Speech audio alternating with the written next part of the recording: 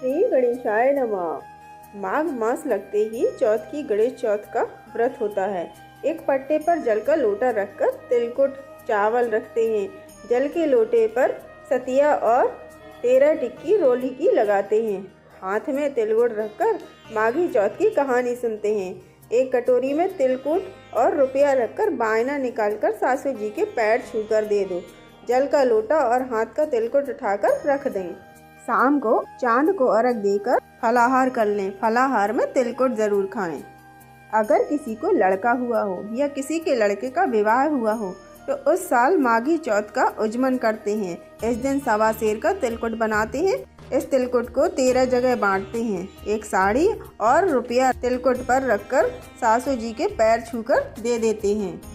सकट चौथ व्रत की कहानी इस प्रकार है। एक साहूकार और साहूकारनी थे। वह धर्म पुण्य को नहीं मानते थे, जिसके कारण उनके कोई संतान नहीं थी।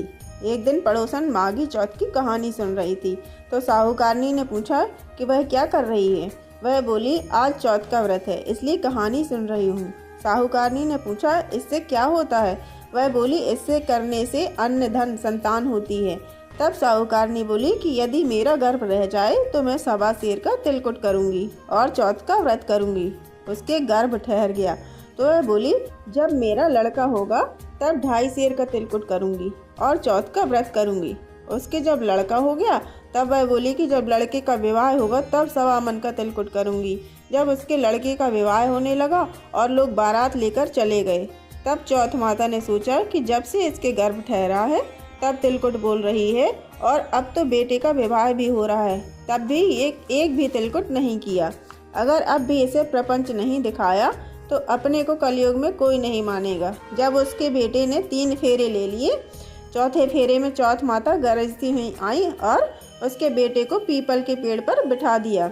सब जगह हाहाकार मच गया। सब जगह खोज लिया परंतु उसका कोई पता नहीं चला।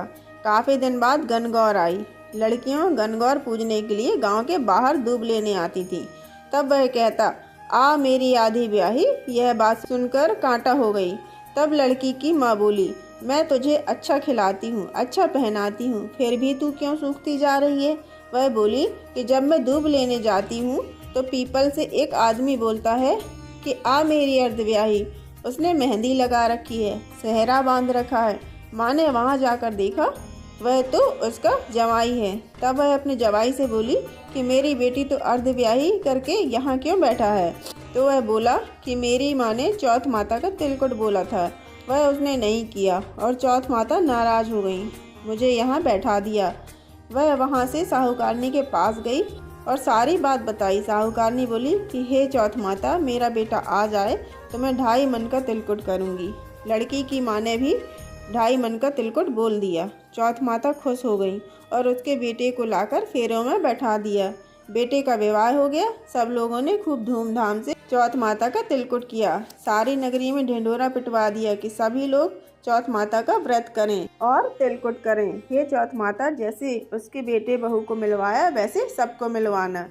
कहते सुनते यह सब परिवार को मिलवाना। जो भी चौथ माता के व्रत और कथा को सुनता है उसकी भी सभी मनोकामनाएं पूर्ण होती हैं।